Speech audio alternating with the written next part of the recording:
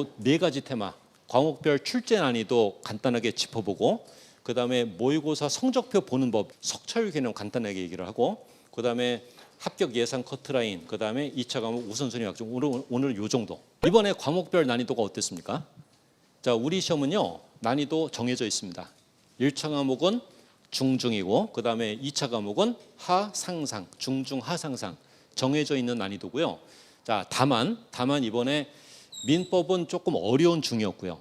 어려운 중. 그 다음에 여기 공법 있잖아요. 공법은 어땠습니까? 조금 쉬운 상이었습니다. 그래서 자, 늘상 출제가 되는 극상 문제의 개수가 실제 시험에서 출제되는 극상 문제의 개수가 이번 시험에서는 좀 적었습니다. 대신 공시세법 쪽에서 극상 문제의 개수가 좀 많았습니다.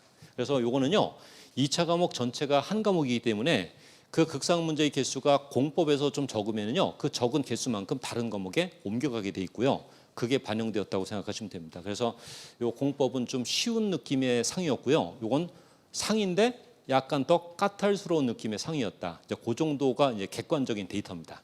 아시겠죠?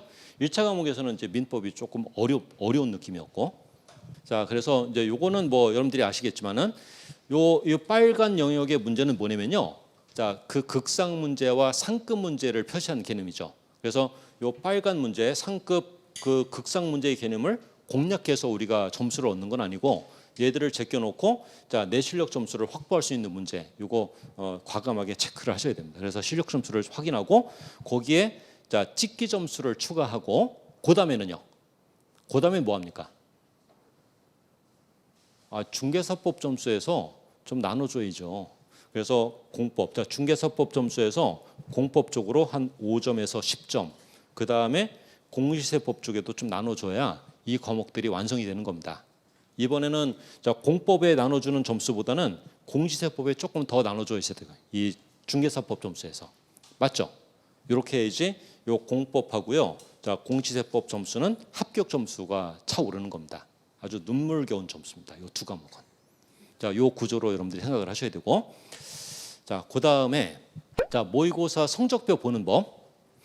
자, 이번에 이제 모의고사 성적표를 받아들었는데, 예를 들어서 중개사법 점수가 60점이고 공법 점수가 50점이다.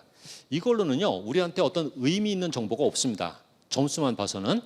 이 과목별 석차율이 있거든요. 요거 보셨나요? 과목별 석차율 꼭 보셔야 됩니다.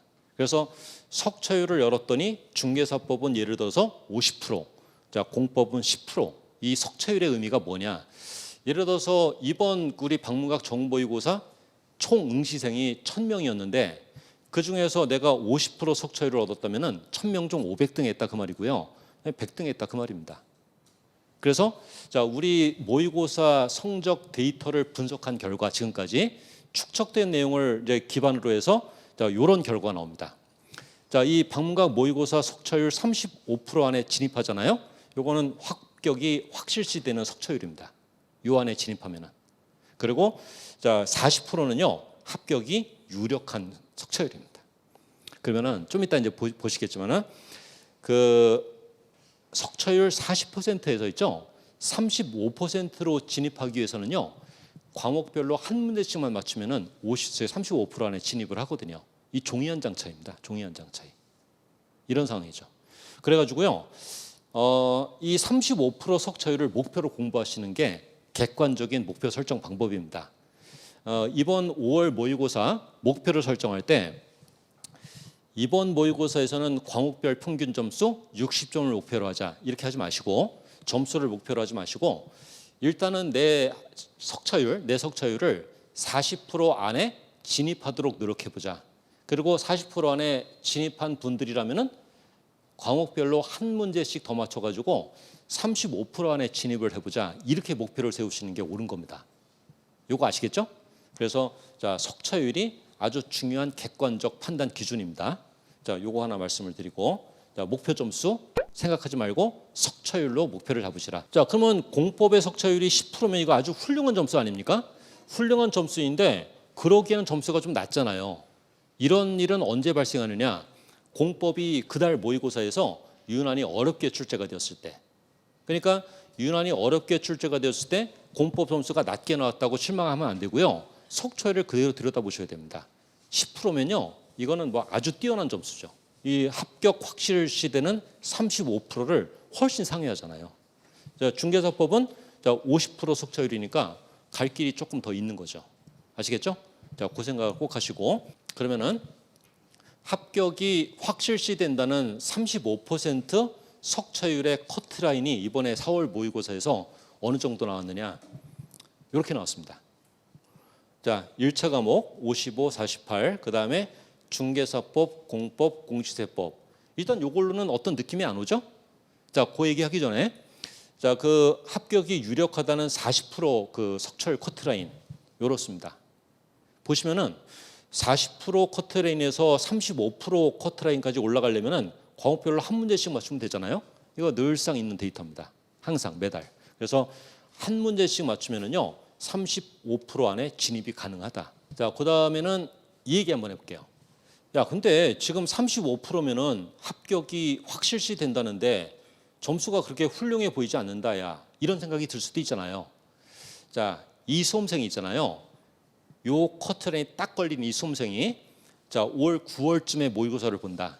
그러니까 지금 이제 5월 접어들었으니까 5, 6, 7, 8, 9, 5개월 정도 내가 집중적으로 공부를 해서 자 9월 모의고사 정도면은 이제 실력이 이만큼 올라왔을 때거든요. 자 그때 모의고사를 봤다. 점수가 어느 정도 예측이 되겠느냐? 이 정도 나옵니다. 이 점수가 뭐냐면요.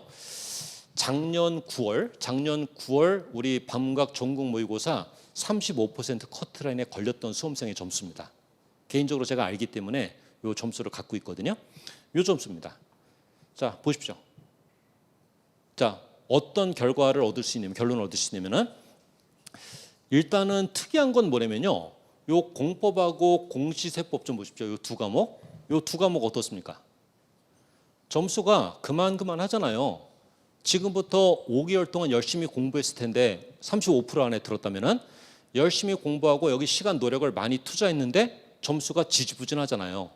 요 공법하고 공시세법은요 50점에서 60점 박스권 안에서 움직입니다. 더 이상 오르지 않는다 그 뜻입니다. 이유는요.